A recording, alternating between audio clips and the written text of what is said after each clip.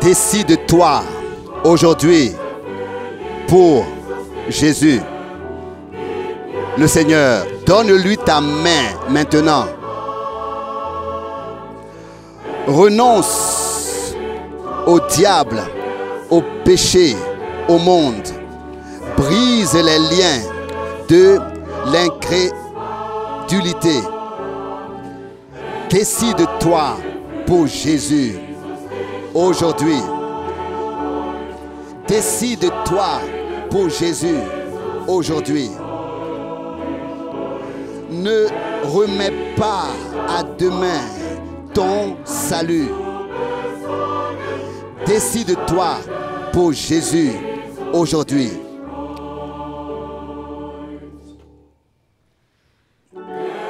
Le Saint-Esprit t'appelle encore aujourd'hui.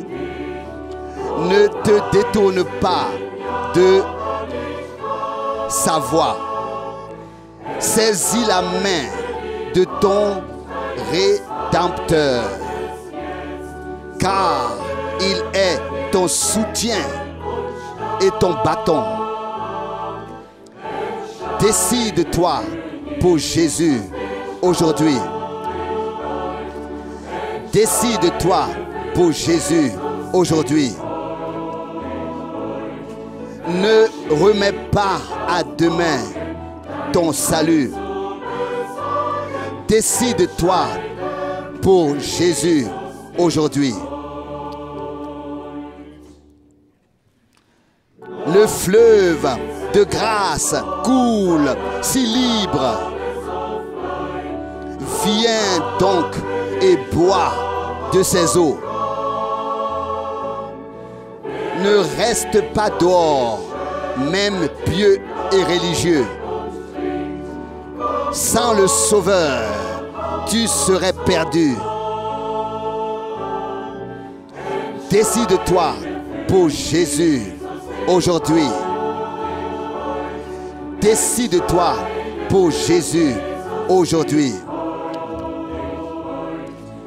Ne remets pas à demain ton salut. Décide-toi pour Jésus aujourd'hui.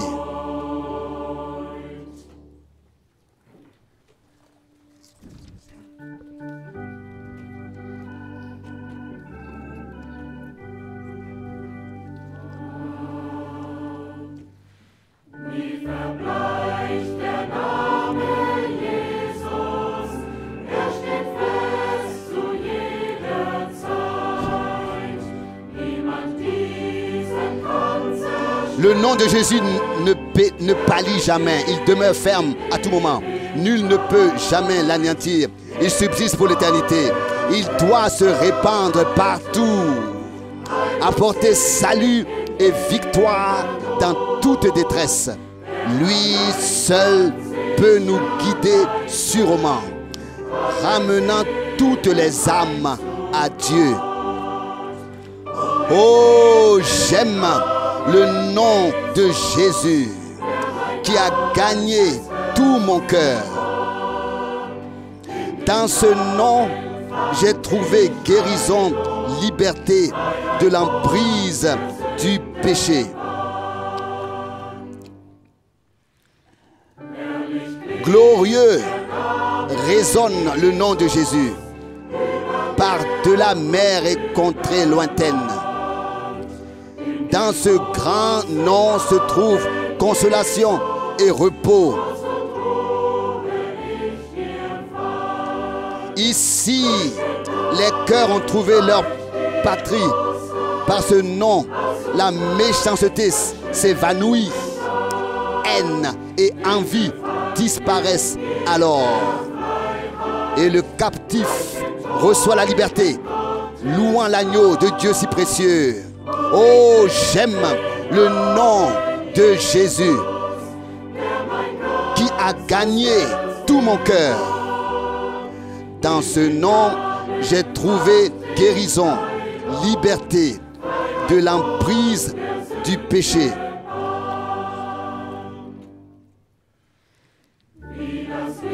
Comme la lumière d'un phare étincelle Ce nom de Jésus brille clair et beau, montrant le chemin aux pauvres marins, jusqu'à ce qu'il atteigne bientôt le port. Quand le soleil aura disparu, ce nom resplendira toujours. Et tous les vainqueurs jubilants se tiendront devant le trône de Dieu. Oh, j'aime le nom de Jésus qui a gagné tout mon cœur. Dans ce nom, j'ai trouvé guérison, liberté de l'emprise du péché.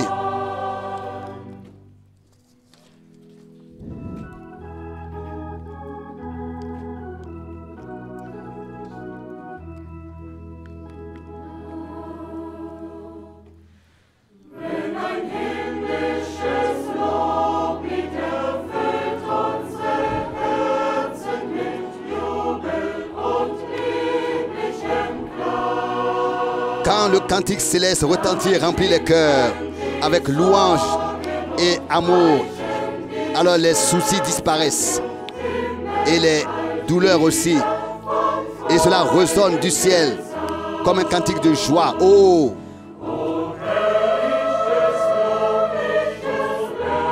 Louange merveilleux retentit du haut du ciel, du trône.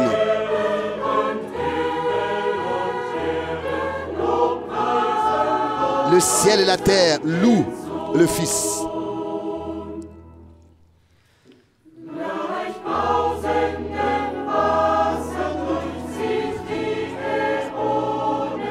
Bientôt les eaux se retirent. Le cantique d'amour retentit avec puissance. Les saints accomplis louent.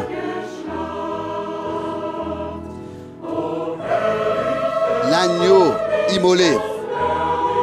Ô cantique glorieux du trône au ciel retentit. Le ciel et la terre,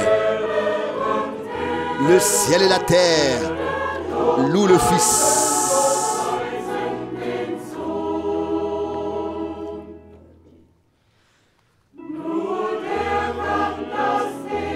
Seulement celui-là peut chanter ce cantique céleste qui a trouvé la grâce auprès de Dieu.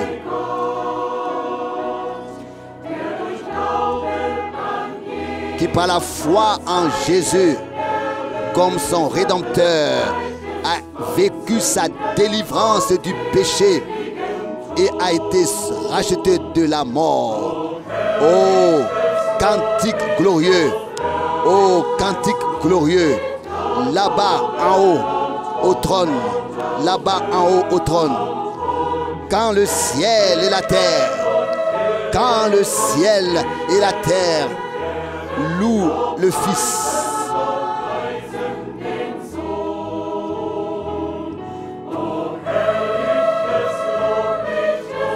Ô glorieux cantique du trône, ô glorieux cantique du trône. Quand le ciel et la terre, quand le ciel et la terre louent le Fils.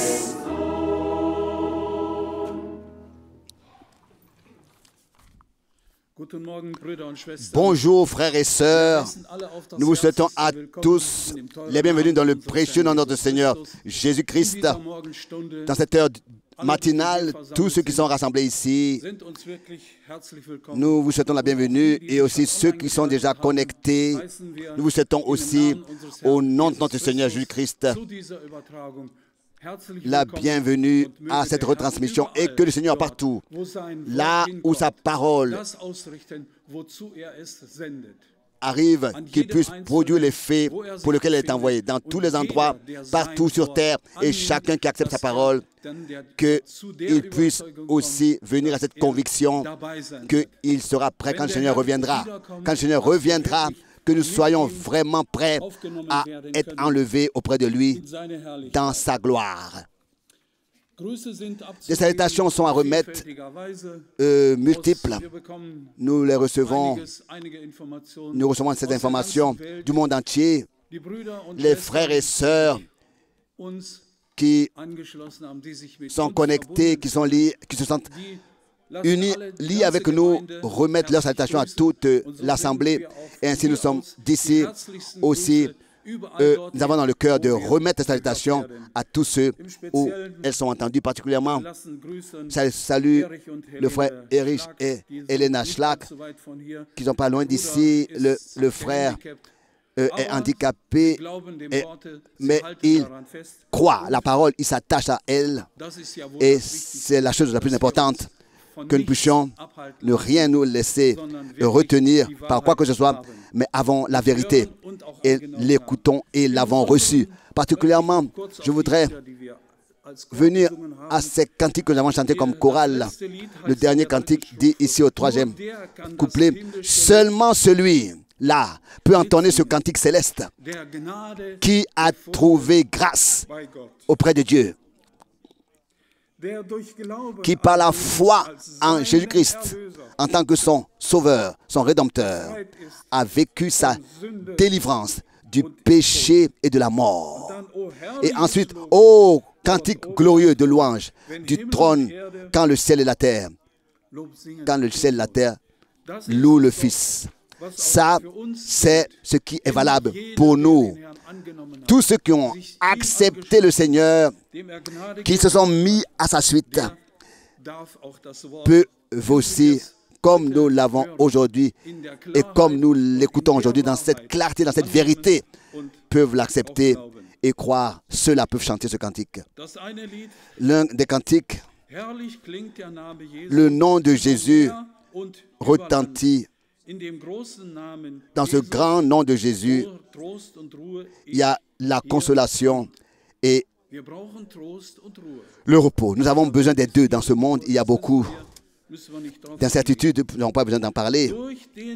Par le nom, et cela m'était important de le répéter, par le nom, la méchanceté s'évanouit, la haine et l'envie disparaissent. Cela n'a pas le droit d'exister. Si nous sommes nés de nouveau, la haine et la jalousie et la méchanceté, non. Ça doit être disparu, ça doit avoir disparu. Et le captif reçoit la liberté, louant l'agneau de Dieu si précieux. Et ça, c'est ce que nous pouvons dire tous. Oui, j'ai vécu ma délivrance. J'ai la grâce d'être un enfant de Dieu. Que le Seigneur puisse nous bénir ce matin de la plénitude de sa grâce et aussi ce que nous allons encore entendre, que cela nous édifie, que cela nous console, que cela nous fortifie, que cela fortifie notre foi. Nous voulons malgré tout encore entonner un cantique ensemble, le numéro 20 dans le livret des chants. Le numéro 20. Ne crains rien, je suis avec toi. En français, ne crains rien, je t'aime.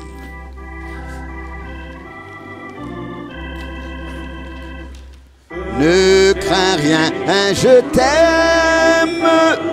Je suis avec toi, promesse suprême qui soutient ma foi. Le numéro 20. La sombre vallée n'a plus de terrain, l'âme consolée. Je marche avec mon sauveur. Non, jamais tout seul. Non, jamais tout seul. Jésus, mon sauveur me garde, jamais ne me laisse seul. Non, jamais tout seul. Non, jamais tout seul. Jésus, mon sauveur, me garde. Je ne suis jamais tout seul. L'aube matinière ne lui qu'au beau jour. Jésus, ma lumière, m'éclaire toujours.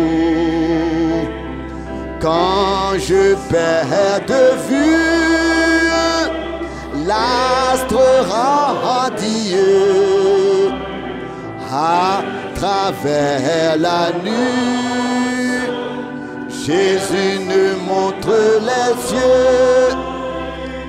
Non, jamais tout seul. Non, jamais tout seul. Jésus, mon sauveur, me garde. Jamais ne me laisse seul. Non, jamais tout seul. Non, jamais tout seul. Jésus, mon sauveur, me garde. Je ne suis jamais tout seul. Les dangers accourent, subtils et inconnus. De près, il m'entoure. Plus près est Jésus, qui dans le voyage me redit c'est moi. Ne crains rien, un courage, je suis toujours avec toi. Non, jamais tout seul. Non, jamais tout seul. Jésus, mon... C'est ainsi que le Seigneur me l'a promis. Il ne me laisse jamais seul. Non, jamais tout seul. Non, jamais tout seul.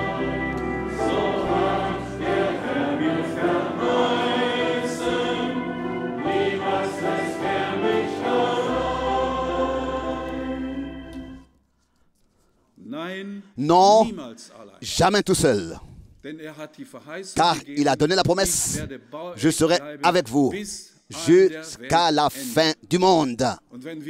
Et si nous lui faisons confiance, alors nous atteindrons aussi le but qui est devant nous. Nous ne savons pas, ce ne sera pas par notre propre force, et par celui qui veut, celui qui court, ou bien par ses œuvres, mais par sa grâce et avec sa force. Tant que nous demeurons dans la parole, tant que cette parole précieuse et sainte est vraie, comme règle à suivre, et dans notre cœur, le Seigneur sera avec nous et il nous prendra vraiment auprès de lui. Je suis convaincu de ça. Et l'êtes-vous aussi? Car cela doit être vivant en nous. Que si nous demeurons dans la parole de Dieu et que nous sommes rachetés, délivrés des péchés, de l'incrédulité, du péché de l'incrédulité. Tout le reste, ce sont des erreurs que nous commettons ici et là. Et notre Seigneur encore les pardonne. Il ne les impute pas. Mais ce ne sont pas des paroles vides ou bien des consolations comme ça dans le vide ou bien comme ça de regarder dans le futur. Des choses, non. Nous sommes pleins d'assurance que le Seigneur vraiment revient bientôt. Nous voulons lire encore un cantique, chanter encore un cantique. 27. Est-ce vrai que Jésus a expié mes fautes? Et bien, frères et sœurs, ouvrez vos cœurs et chantez cela de la profondeur de votre cœur.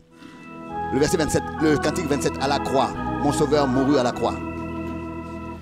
Mon sauveur mourut à la croix à cause de mes péchés. Oh, son sang a coulé pour moi et je suis sanctifié.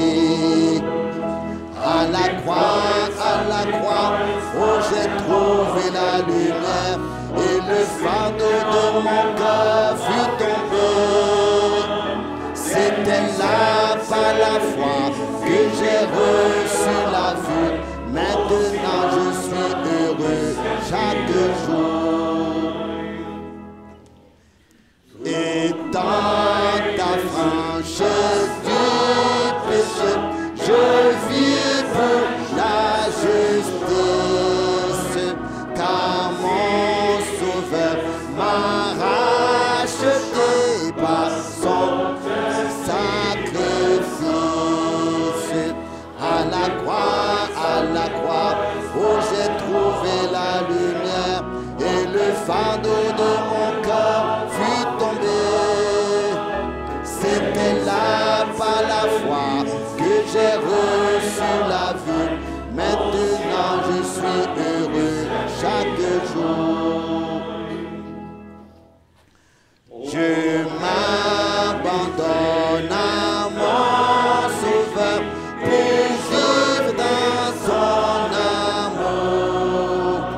En lui je suis plus que vainqueur, car il est mon secours.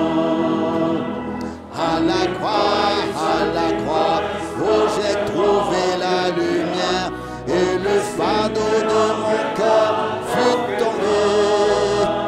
C'était là par la foi que j'ai reçu la vue. Maintenant je suis heureux chaque jour. À la croix, oh, j'ai trouvé la lumière et le fardeau de mon cœur fut tombé. C'était là par la foi que j'ai reçu la vue. Maintenant je suis heureux chaque jour. À la croix, oh, j'ai trouvé la lumière et le fardeau de mon cœur fut tombé. C'était là par la foi que j'ai reçu la vue. Maintenant je suis heureux chaque jour. Amen. Que cela soit ainsi, et pas seulement que nous l'ayons chanté, mais que cela vraiment soit vrai en nous. Que ce qui s'est accompli sur la croix à Golgotha, pour chacun individuellement, soit accepté. Et je crois que pour moi, il y en a qui diront, non, pour moi il n'y a rien là. Non, si, c'est encore là. Aujourd'hui, ce sang parle encore pour nous. Car nous nous tenons sous la protection de son sang, tel que Israël, merci, alors qui sont sortis et qu'ils avaient impliqué le sang sur les linteaux des portes et que l'ange de destruction devait passer. C'est ainsi qu'aujourd'hui nous nous tenons sous la protection de son sang précieux versé sur la croix à Golgotha. Et l'ennemi, l'ange destructeur, n'a aucun droit. Il doit passer en nous épargnant. Et ça doit en nous être ancré fermement. Que l'ennemi, ouais, il nous accuse, c'est ainsi dans ce monde. Mais nous avons une assurance, nous pouvons toujours dire, oui, crie, mais je sais où se trouve mon repos. Je sais où je suis réfugié. Et ça, c'est sous la protection de son sang. Il conduit et il nous dirige par sa parole, par son Saint-Esprit. Je voudrais nous lire le psaume 120, le psaume, 27, 27. Le psaume 27. Ici, il est dit comme titre, assurance joyeuse dans le Seigneur et prière pour sa protection. Nous aussi, nous sommes dépendants de sa protection. Et nous pouvons avoir cette assurance dans le Seigneur. C'est ainsi qu'il est écrit ici.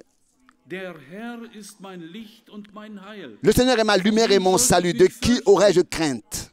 Le Seigneur est le rempart de ma vie. De qui aurais-je peur? Quand des malfaiteurs s'élancent contre moi pour me déchirer, mes adversaires et mes ennemis, ils trébuchent et tombent. Qu'une armée campe contre moi, mon cœur est sans crainte. Qu'une guerre s'élève contre moi, malgré tout, je reste confiant. Je ne demande au Seigneur qu'une chose. Je la désire ardemment, c'est d'habiter toute ma vie dans la maison du Seigneur pour contempler les bontés du Seigneur et pour me livrer au recueillement dans son temple. Verset 5. Car il me met à l'abri dans sa tente au jour du malheur. Il me protège sous l'abri de sa tente. Il m'élève sur un rocher. Alors ma tête s'élèvera sur mes ennemis qui m'entourent. J'offrirai dans sa tente des sacrifices avec des cris de joie. Je chanterai et je jouerai pour le Seigneur. Verset 27, le verset 7. Nous aussi, il nous est demandé de lui apporter la louange et la gloire, de le chercher pour que nous puissions vraiment. Nous ne voulons pas nous élever au-dessus de nos ennemis. C'est plutôt le cas que les ennemis, il s'agit qu'ils puissent aussi comprendre que pour eux, il y a un salut. Non, ici, je veux... J'offrirai dans sa tente ses sacrifices. Et ces sacrifices, c'est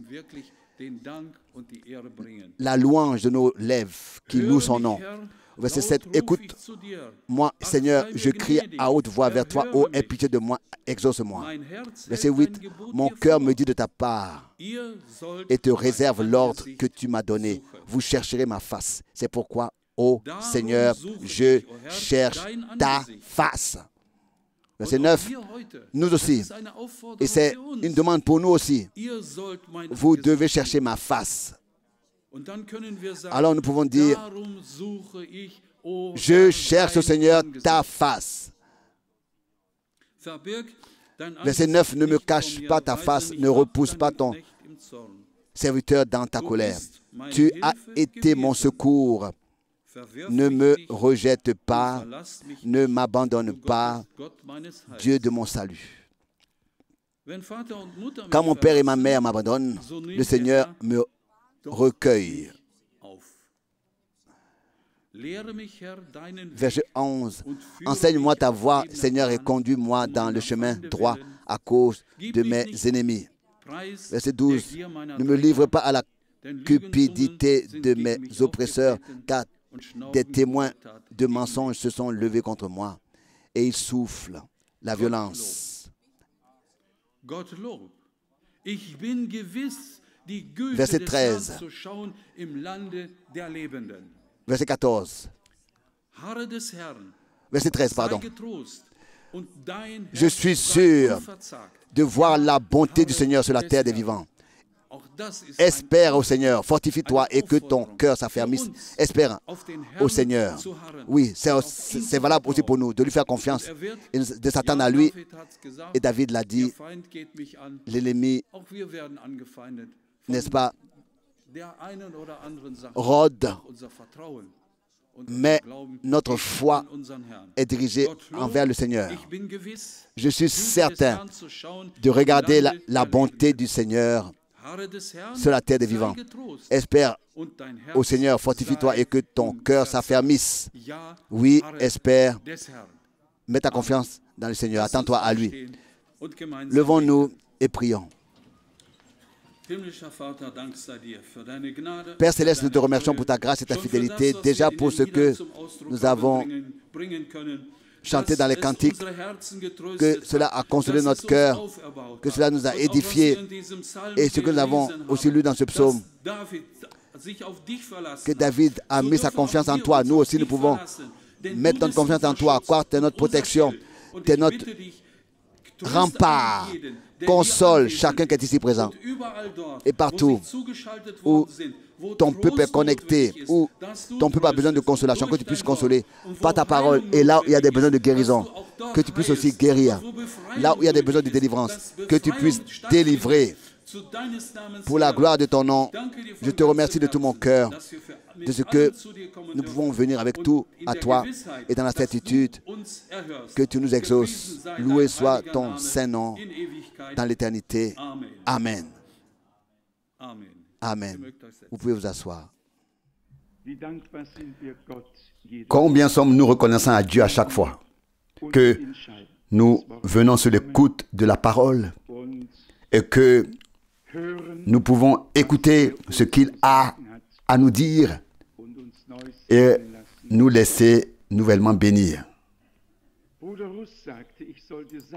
Frère Rousse me demandait de dire ce que j'ai sur le cœur. C'est une chose difficile. Dans mon cœur, il y a un cri que nous entendrions du ciel, un cri que Dieu reçoive ce qui lui revient. Un cri pour qu'il commence à agir et que nous puissions être à sa disposition. Lorsque la parole a été lue, nous avons tous compris à quel point le texte qui était prononcé ici était difficile.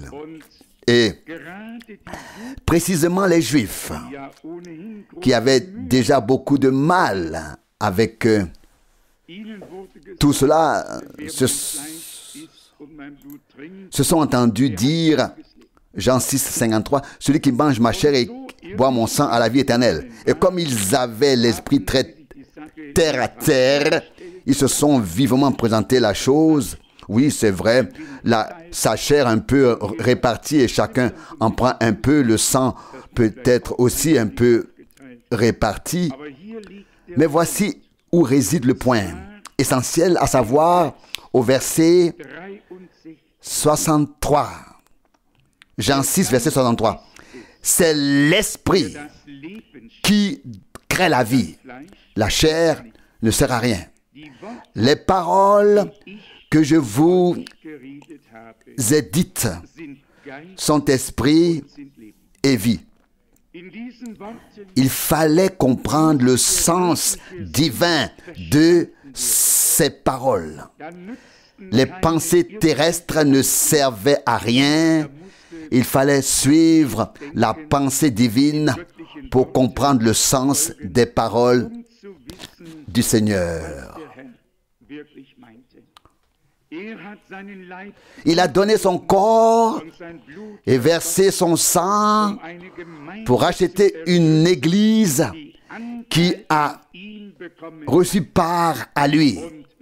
Et de même qu'il est venu dans l'humanité, il nous a ainsi donné la possibilité d'être rétablis dans la condition divine comme nous l'avons vu. Il a dit dans Jean 6, verset 51, « Je suis le pain vivant qui est descendu du ciel.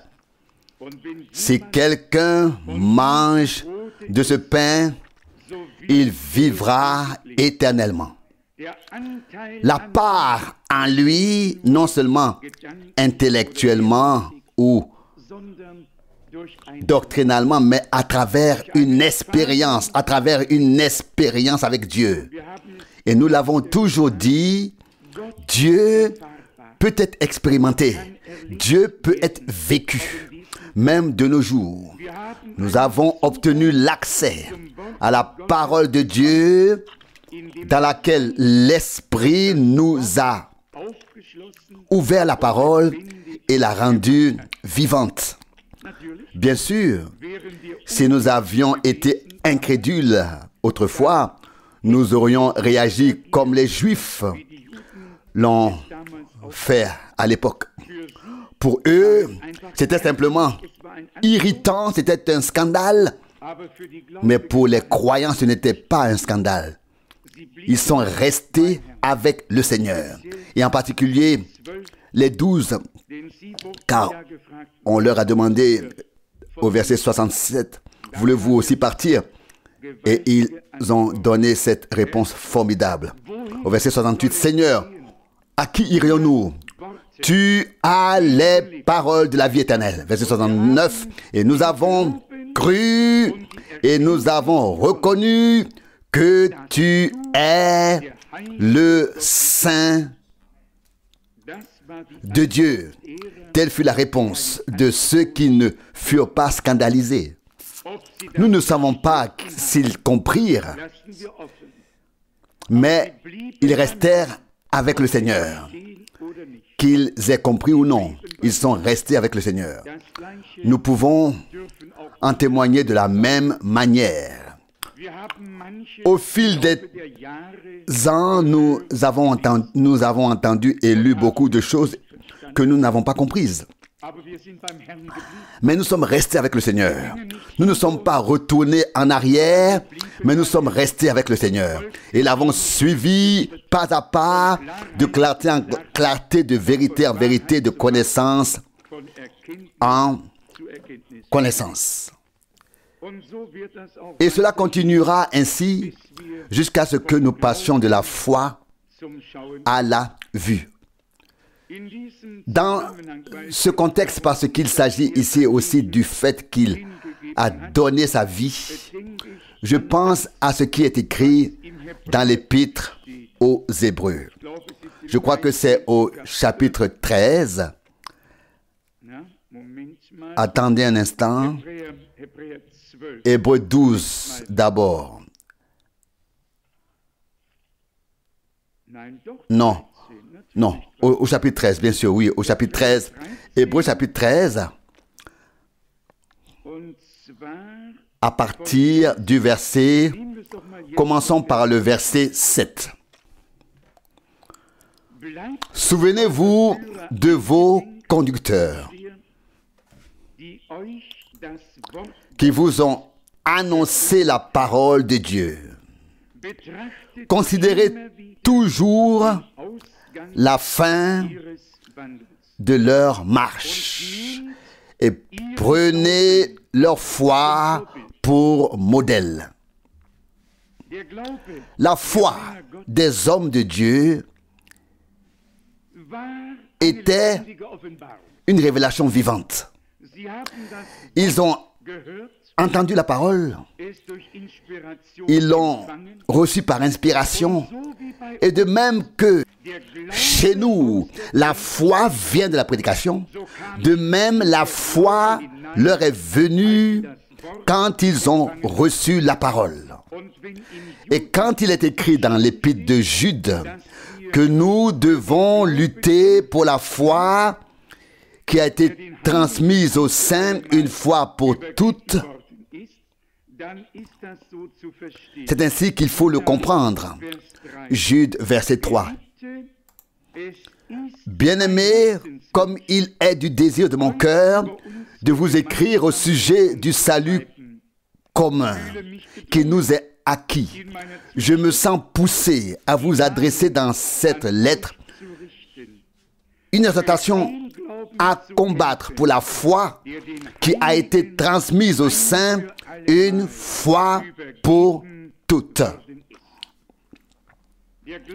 La foi a été confiée à ceux qui ne doutent pas ce que Dieu a dit. Une personne qui doute ne croit pas. Et celui qui croit ne doute pas. Même si, comme nous venons de le dire, nous ne comprenons pas tout ou pas tout de suite, nous croyons que c'est vrai. Nous croyons que c'est vrai, que c'est juste parce que c'est Dieu qui l'a dit et parce que c'est écrit dans la parole. Nous devons donc prendre pour modèle la foi de ceux qui ont persévéré et qui ont ensuite reçu leur récompense, bien sûr. Puis, au verset 8, il est dit dans un passage très connu dans Hébreux 13, verset 8. Jésus-Christ est le même hier et aujourd'hui et éternellement. Verset 9. Ne vous laissez pas entraîner par des doctrines diverses et étrangères, car il est bon que le cœur soit affermi par la foi et non par des aliments qui n'ont jamais été utiles à personne. Verset 10. Nous possédons un autel de sacrifice dont ceux qui font le service au tabernacle, donc la tente d'assignation, la partie extérieure, n'ont pas le pouvoir de manger. Verset 11. Car les corps des animaux dont le sang est apporté dans le sanctuaire par le souverain sacrificateur pour faire l'expiation des péchés sont brûlés hors du camp. Verset 12. C'est pourquoi Jésus aussi, afin de sanctifier le peuple par son propre sang, a souffert à l'extérieur de la porte de la ville, hors de la porte de la ville. Verset 13. Sortons donc pour aller à lui hors du camp en portant son opprobre. Verset 14. Car nous n'avons pas ici-bas de cité permanente, mais nous recherchons celle qui est à venir. Verset 15. Offrons donc à Dieu, par lui, un sacrifice de louange, c'est-à-dire le fruit de nos lèvres, qui confesse son nom. Lorsque nous avons été bénis, sauvés et graciés par Dieu, la reconnaissance envahit notre cœur. Et nous offrons à Dieu le sacrifice de louange, le sacrifice d'action, de grâce, de reconnaissance de nos lèvres. Et il est dit, je montrerai le chemin du salut à ceux qui me louent.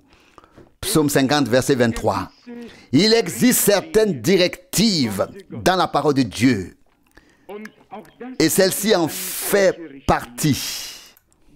Remerciez Dieu pour ce qu'il a fait pour nous. Pour ce qu'il a fait pour nous et en nous. Jésus, notre Seigneur, est sorti hors de la ville, a souffert, a porté la croix, a versé son sang, afin de se purifier et se sanctifier un peuple qui serait apte à accomplir de bonnes œuvres, de bonnes œuvres. Ce n'est pas par nous-mêmes, mais c'est par sa grâce que nous sommes devenus ainsi. Et pour cela aussi, nous voulons remercier Dieu de tout cœur. J'ai encore une parole qui convient à cela, tirée de l'épître aux Hébreux, chapitre 11, verset 24. Et ensuite, j'aimerais savoir si vous avez des questions auxquelles nous pourrons répondre tout de suite. C'est l'étude biblique ce soir. Hébreux, chapitre 11, verset 24. C'est par la foi que Moïse, devenu grand, a refusé d'être appelé fils de la fille du Pharaon. Verset 25. Préférant souffrir avec le peuple de Dieu plutôt que de jouir momentanément des plaisirs offerts par le péché. Verset 26. Il a considéré l'opprobre de Christ comme une richesse plus grande que les trésors de l'Égypte, car il avait les yeux fixés sur la récompense céleste. Tout dépend toujours de ce sur quoi nous fixons notre attention. Si nous avons notre objectif devant les yeux et que nous savons quelle récompense nous attend dans la gloire et ce qui est lié à cela pour l'éternité, alors nous pouvons laisser les choses de côté et refuser les meilleures et les plus grandes offres si elles sont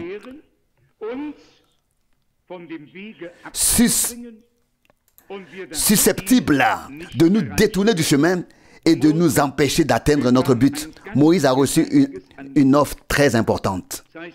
Il est dit ici au verset 24, c'est par la foi que Moïse, devenu grand, a refusé d'être appelé fils de la fille du Pharaon. Il aurait pu occuper une position très élevée, un grand homme, beaucoup d'influence, etc. Peut-être même le trône par la suite. Mais tout cela ne signifiait rien pour lui. Bien au contraire, il le méprisait. Il le méprisait. Et la raison en est donnée aussi. Verset 25, il préférait souffrir avec le peuple de Dieu. Chère sœur, cher frère, si tu as décidé de suivre le Seigneur, il se peut même que de grandes offres se présentent ici et là, mais si elles sont susceptibles de nous détourner du but, laisse-les à droite et à gauche et reste sur le chemin qui mène à la vie éternelle. Verset 25. Il préférait souffrir avec le peuple de Dieu, souffrir la tribulation avec le peuple de Dieu. Est-ce aussi ton attitude et la mienne? Oui, c'est notre attitude. Nous voulons prendre sur nous tout le mépris que le peuple de Dieu doit endurer à cause de la parole et du nom de Jésus. Et pourquoi? Parce que nous avons le but devant les yeux. Et quoi qu'il arrive, nous savons en qui nous croyons. Nous savons ce qui nous attend à la fin du chemin. Nous avons déjà lu tout à l'heure au sujet de la foi et nous y avons brièvement fait référence. Dans un chapitre, à savoir Hébreux 11, il est question de la foi environ 20 fois et de ce que la foi a rendu possible. Et qui étaient ces gens qui croyaient? C'étaient des gens que Dieu avait interpellés, qu'il avait appelés et avec lesquels il avait des projets. Ils ont cru en leur temps et ont ainsi témoigné qu'ils étaient du côté de Dieu et prêts à supporter l'opprobre. L'opprobre. Mais écoutez, le Christ n'était pas encore né à l'époque. Ce n'est qu'en Luc 2, 11 qu'il est écrit aujourd'hui, le Christ est né pour vous, qui est le Seigneur dans la ville de David. À l'époque de Moïse, le Christ n'était pas encore né. Et il est dit ici dans Hébreux 11, verset 26, il a considéré l'opprobre du Christ comme une richesse plus grande que les trésors de l'Égypte. Oh, les prophètes étaient des voyants. Ils voyaient dans leur esprit ce qui allait arriver. Ils savaient que le Messie allait venir, qui est le Christ, le Seigneur. Et déjà à cette époque, ils faisaient partie de la parole, ils étaient déjà une partie de la parole qui s'est finalement incarnée et qui a été révélée ici sur terre. Tous les hommes de Dieu, tous les prophètes ont en leur temps révélé une partie du plan divin du salut. Et il leur a été révélé qu'ils ne se servaient pas eux-mêmes, mais qu'il nous servait, nous qui hériterions du salut. Ainsi qu'il est écrit dans 1 Pierre 1, verset 12. Aucun prophète ne se servait lui-même. Il servait d'abord Dieu, puis le peuple de Dieu, afin d'exposer et de proclamer tout le plan du salut.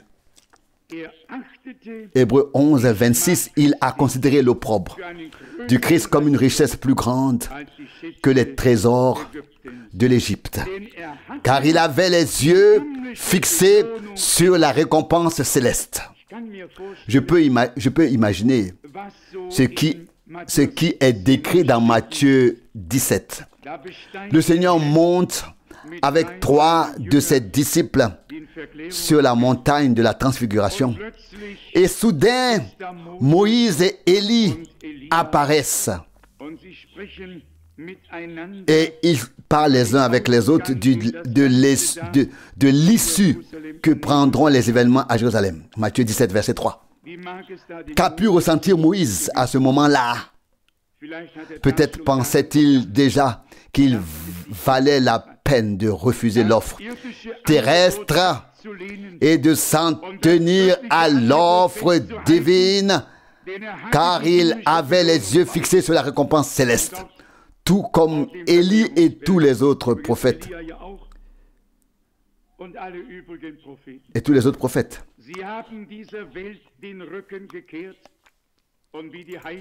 Ils ont tourné le dos à ce monde. Et comme le dit l'Écriture, dans Hébreux 11, verset 38, le monde n'était pas digne d'eux. Ils portaient en eux la noble semence de la parole de Dieu. Ils ont été lapidés, persécutés, battus, martyrisés, crucifiés, etc. Et notre Seigneur dit dans Actes des Apôtres 7, verset 52, où donc y a-t-il un prophète que vous n'ayez persécuté, un envoyé de Dieu que vous n'ayez lapidé? Ils sont partis et Dieu était avec eux.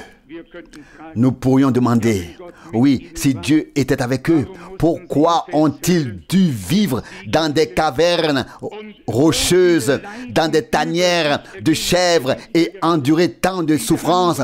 Nous le lisons ici, d'autres encore ont subi des moqueries et des flagellations, ainsi que des chaînes et des cachots. Hébreux 11, verset 36, puis 37. Ici, le verset 37. Ils ont été lapidés, torturés, sciés, exécutés par le bourreau. Ils ont erré dans des pots de moutons et de chèvres, dans la misère, les tribulations et les mauvais traitements. Verset 38. Ceux dont le monde n'était pas digne ont erré dans des déserts et des montagnes, dans des cavernes et des creux de la terre. Verset 39. Et tous ceux-là qui ont obtenu un témoignage par leur foi n'ont pas obtenu ce qui leur avait été promis. Verset 44. Dieu avait prévu pour nous quelque chose de mieux. Il ne devait pas parvenir à la perfection sans nous. Dieu fait tout bien. Mais voyez combien ont été difficiles les chemins de ceux que Dieu a appelés, de ceux dont Dieu s'est servi. Un poète l'a bien dit, un compositeur de cantiques. Devrais-je marcher sur des roses alors que d'autres doivent marcher sur des épines?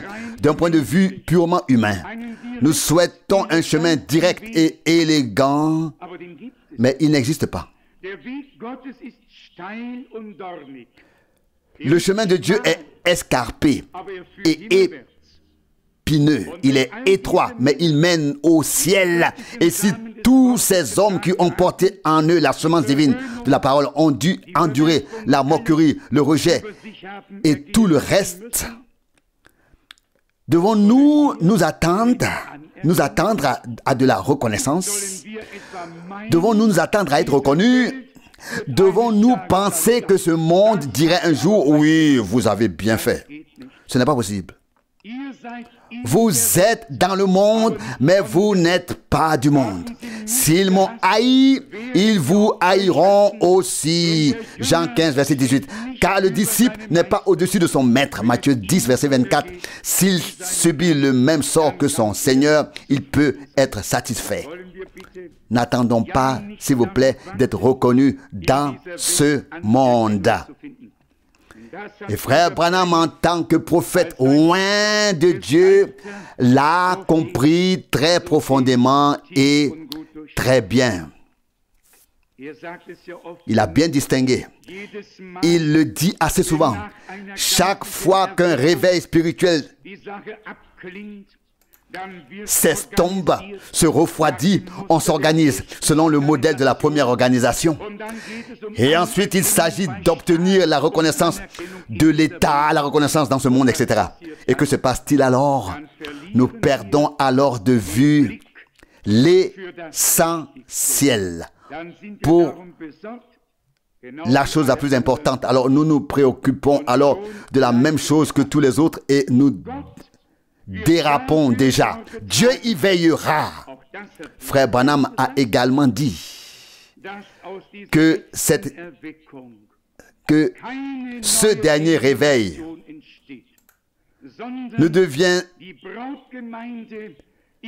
ne deviendrait jamais une dénomination, ne donnerait pas naissance à une nouvelle dénomination, mais que l'Église épouse sera amenée à sa perfection. Et tout comme l'époux n'a pas été reconnu, nous non plus, si nous appartenons à l'épouse, nous ne serons pas reconnus. Mais comme il est écrit dans Actes 13 et 48, tous ceux qui étaient destinés à la vie éternelle sont devenus croyants. Nous croyons aussi maintenant que tous ceux qui sont appelés ou destinés à la vie éternelle deviendront croyants.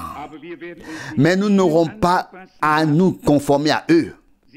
Ils devront se présenter devant Dieu et sa parole. Et nous touchons là le point essentiel. Dieu ne peut pas aller dans toutes les directions. Et ici, nous touchons le point qui compte. Dieu veut que tous aillent dans sa direction.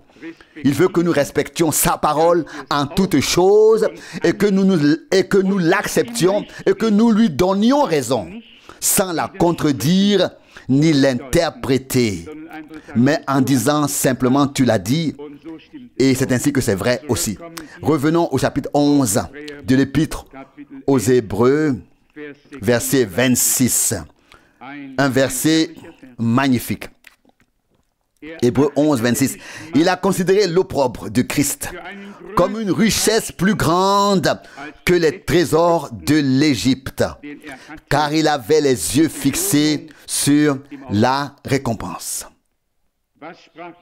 céleste. Qu'a dit Dieu à Abraham? Ta récompense sera très grande. Et pourquoi? Parce qu'il a cru Dieu. Genèse 15, verset 1. Il a cru Dieu. Simplement, cru Dieu. Il a ri, mais Abraham a ri de bon cœur. Vous le savez tous? Oui, Abraham, quand la promesse a été faite, je ne sais pas si je vais le trouver tout de suite, mais Sarah a aussi ri une fois.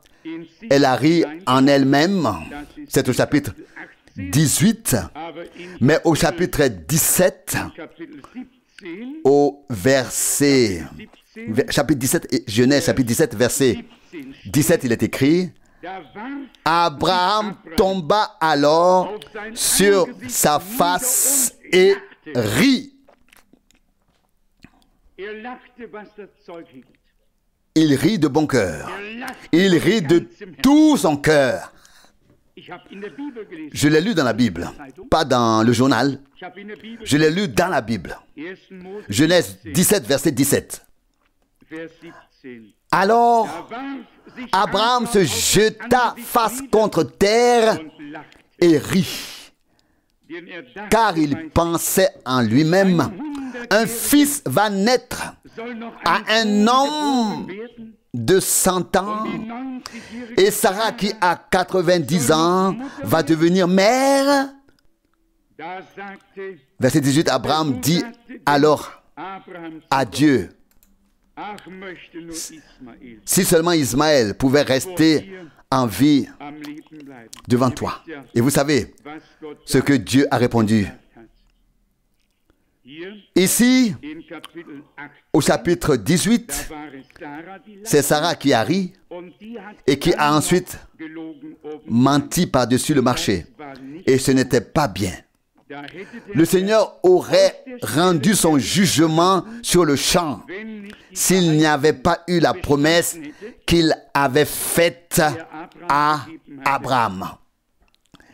Ici, dans Genèse 18, au verset 13, alors le Seigneur dit à Abraham, « Pourquoi Sarah a-t-elle ri et pensé, est-ce que je vais vraiment devenir mère, moi qui suis vieille ?» Verset 14. Y a-t-il quelque chose qui soit impossible au Seigneur? Au temps fixé, dans 1 an, je reviendrai vers toi et Sarah aura un fils. Verset 15. Sarah le nia et dit, je n'ai pas ri, car elle avait peur. Certains mentent aussi par peur. Tous ne mentent pas parce que cela leur fait plaisir. Certains mentent aussi par peur. Et comme je l'ai dit, c'était également le cas ici. Verset 15, je n'ai pas ri, dit-elle, car elle avait peur. Mais il répondit, si tu as ri. Le Seigneur n'a pas laissé cela en suspens. Il ne l'a pas laissé s'en tirer ainsi, il l'a corrigé et a dit, ainsi fut-il. Tu as ri, comme notre Dieu est miséricordieux.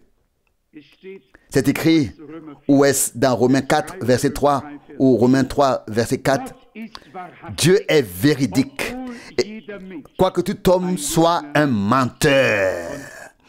Et vous savez bien que je l'ai dit aujourd'hui à nos chers frères et sœurs, à sœur Gute Kunz, et nous avons une nouvelle sœur qui a été baptisée ici aujourd'hui. Sois la bienvenue parmi nous. Que Dieu te bénisse, que Dieu vous bénisse tous. Et tout à coup, pendant la conversation à table, j'ai dit que Marie avait prononcé le pire mensonge qui ait jamais existé sur terre. Et vous pouvez imaginer ce que cela implique de faire une telle déclaration. Mais c'est vrai. Vous pouvez le lire. Lorsque le Seigneur Jésus, à l'âge de 12 ans, était resté dans le temple à Jérusalem, elle revient et dit, tout excitée dans Luc 2, 48, « Ton père et moi, nous t'avons cherché avec empressement. » Ils l'ont cherché avec empressement. Elle a ainsi proféré le plus grand mensonge qui soit et a désigné Joseph comme le père de Jésus. Et vous pouvez imaginer pourquoi le Seigneur est alors intervenu et a dit, « Ne saviez-vous pas que je dois être dans la maison, occupé aux choses qui concernent la maison de mon père ?» Luc 2, 49. Il a corrigé immédiatement. Si je réécris cela, le pape va me tomber dessus, n'est-ce pas? Mais comme je l'ai dit, ils auront tous leur part,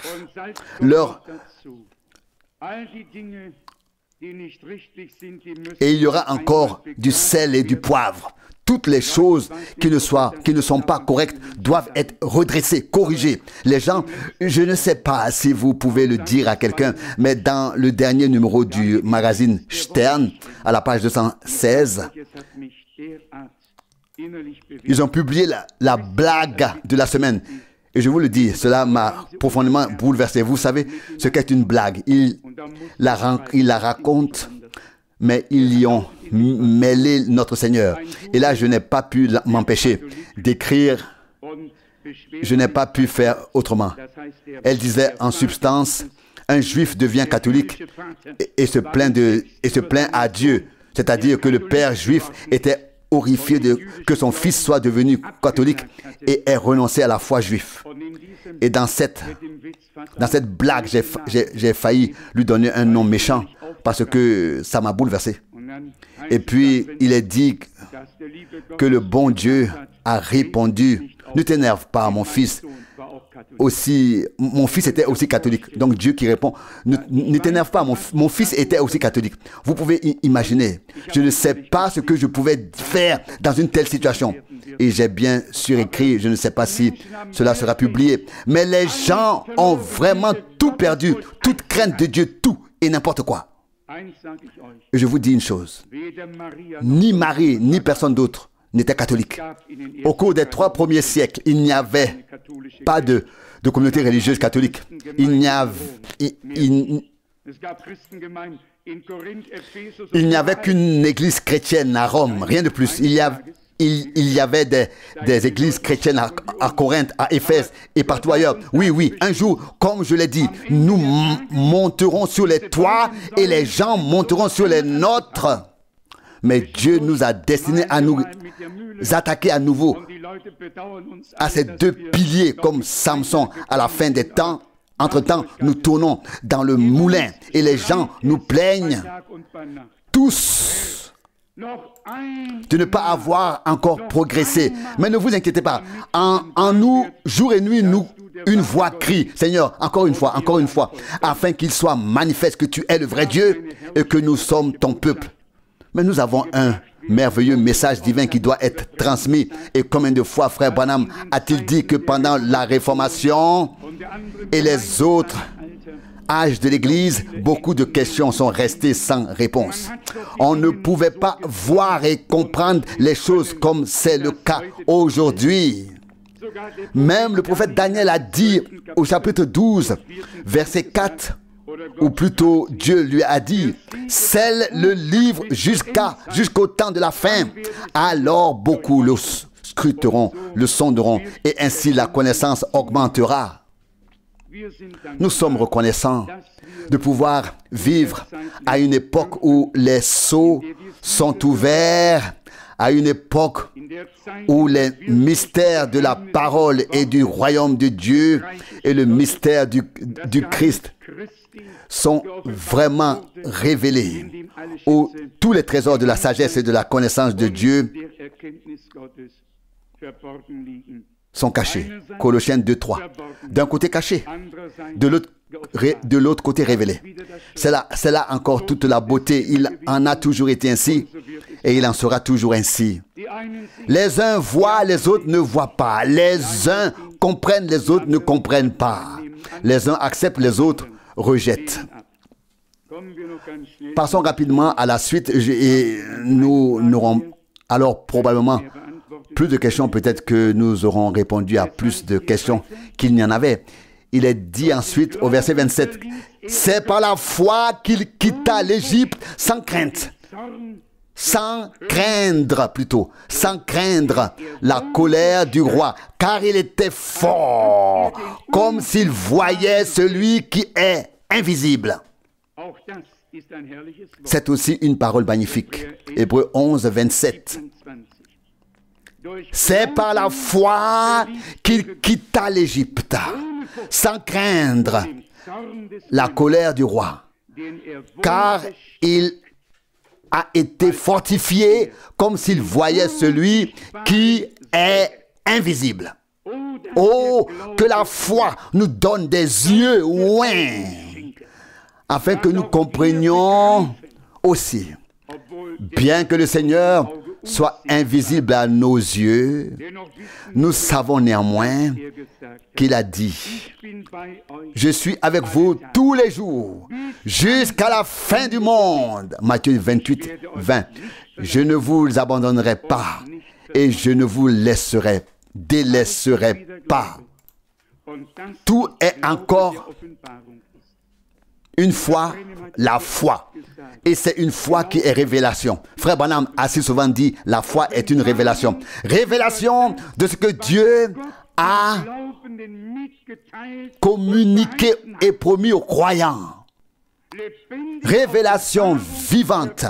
Connexion avec Dieu par sa parole et l'esprit. Et révélation de ce que Dieu a promis. Et la foi l'accepte déjà comme si c'était déjà arrivé. Imaginez, Moïse considérait déjà l'opprobre du Christ comme une plus grande richesse que les trésors de l'Égypte. C'est pourtant Moïse qui a dit dans Deutéronome 18, verset 15, « Dieu vous suscitera d'entre vos frères un prophète comme moi. Vous l'écouterez dans tout ce qu'il vous dira. Quiconque n'écoutera pas ce prophète sera exterminé du milieu de son peuple. » Ce n'était alors plus Ésaïe ou Jérémie, c'était le prophète. Le Dieu prophète, la parole faite chair, comme il est écrit. Dieu a parlé autrefois à nos pères par les prophètes de toutes sortes de manières, mais à la fin des temps, il a parlé, il nous a parlé dans son Fils. Hébreux 1, verset 2. Nous voyons clairement alors que c'est Dieu qui a donné la réponse. Verset 27, je relis Hébreux 11. C'est par la foi qu'il quitta l'Égypte sans craindre la colère du roi, car il était devenu fort, voyant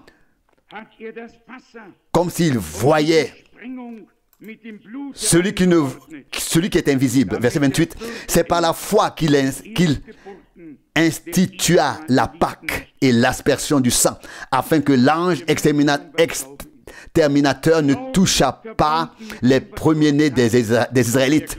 Nous commençons déjà à comprendre ce qu'est la foi. La foi est liée à ce que Dieu dit, et celui qui croit le met en pratique. Dieu a dit, chaque famille immolera un agneau et en mettra le sang sur les poteaux de la porte, et ils ont fait ce que Dieu avait dit par la foi. Exode 12, verset 3. Dieu a tenu parole. L'ange exterminateur qui faisait rage dans tout le pays et causait des cris dans toutes les maisons, de sorte qu'on ne pouvait y rester. Voici, il y avait calme et paix dans les maisons des Israélites. Le sang était sur les linteaux des portes, et le Seigneur a dit, quand je verrai le sang, je passerai par-dessus cette maison, car en l'épargnant, car il y a un premier-né et il est sous le sang.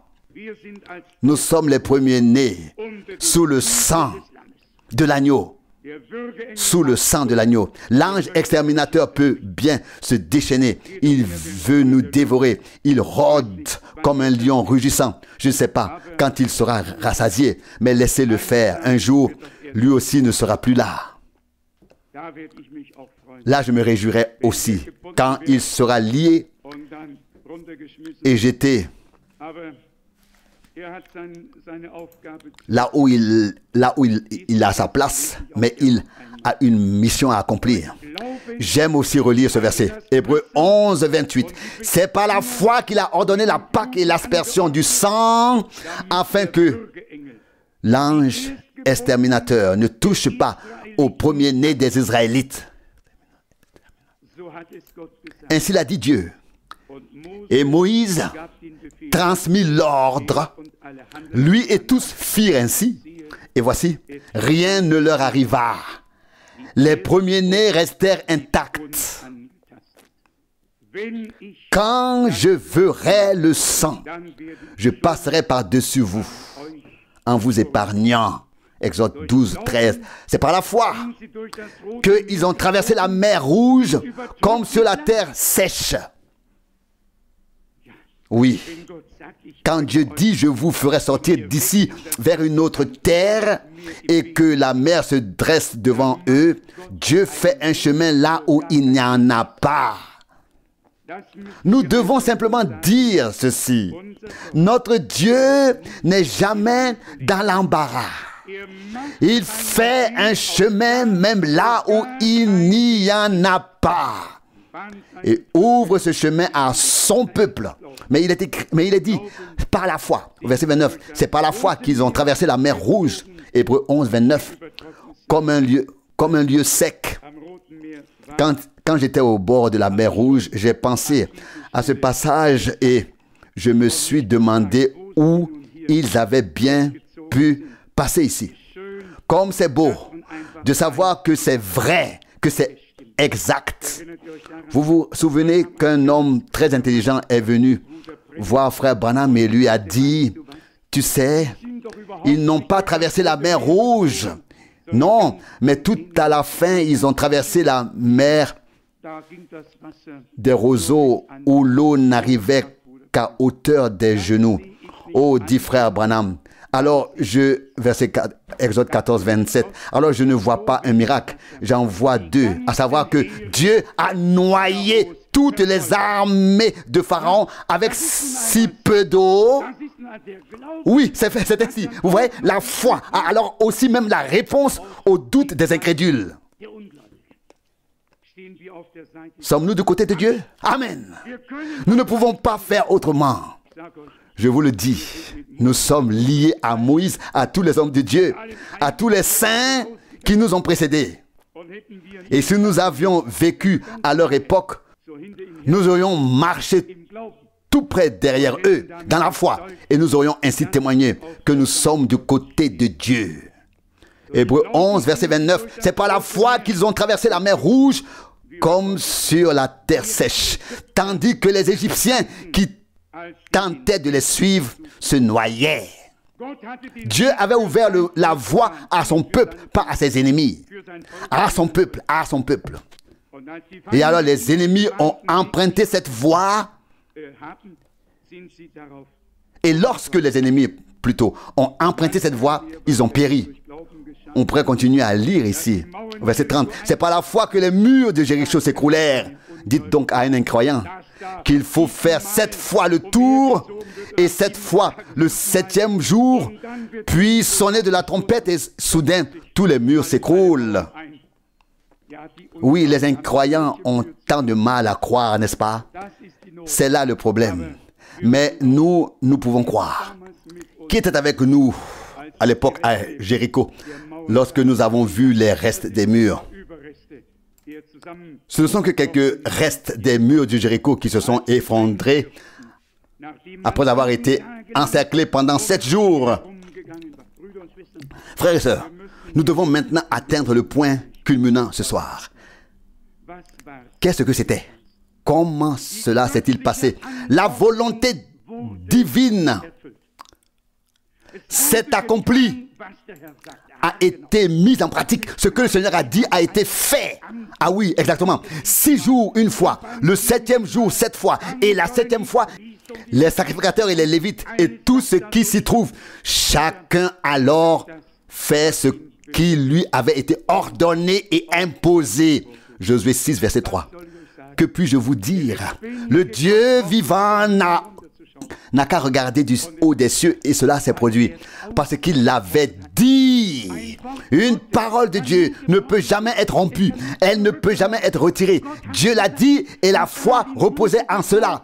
Et la foi a entraîné l'acte, et l'acte a entraîné l'action de Dieu. Et ainsi, les enfants de Dieu, les hommes de Dieu, le peuple de Dieu virent la main du Seigneur. Acceptons simplement cela maintenant avec foi, que là où nous agissons selon la parole et le commandement du Seigneur, Dieu ne peut qu'approuver, car il l'a déjà dit. Il ne peut que confirmer, car il a déjà dit, c'est sa parole que nous mettons en pratique. Et il tient parole. Plutôt que le ciel tombe, jamais sa parole nous trompera. Le ciel et la terre passeront, mais la parole de Dieu demeure éternellement. Lui, le Seigneur, qui a envoyé tous ses serviteurs et ses prophètes, matin et soir. Et nous qui, comme il est si bien écrit au chapitre 12, nous voyons nous-mêmes entourés d'une telle nuée de témoins. Hébreux 12, ayons le courage d'aller de l'avant et de faire confiance au Seigneur. Demandons-lui de nous donner le courage et la force de mettre notre foi en pratique afin qu'il puisse accomplir et confirmer ce qu'il a promis. Loué et glorifié soit son saint nom. Amen. Levons-nous. Mon cœur aussi est touché pour te remercier et t'adorer. Ô Dieu d'Abraham, d'Isaac et de Jacob, tu es le Dieu vivant et non le Dieu des morts. Et nous ne cherchons pas les vivants parmi les morts. Tu es ressuscité, tu parles, tu agis, tu sauves, tu guéris, tu bénis. Seigneur, fais de nous une église de croyants bibliques, des personnes qui savent qu'elles sont protégées sous le sang. Donne-nous le sceau du Saint-Esprit, ô Seigneur. Nous croyons en toi et nous te faisons confiance. Merci pour les Saintes Écritures, pour les merveilleux témoignages qu'elles contiennent. Merci aussi pour cette soirée. Au nom de Jésus. Amen.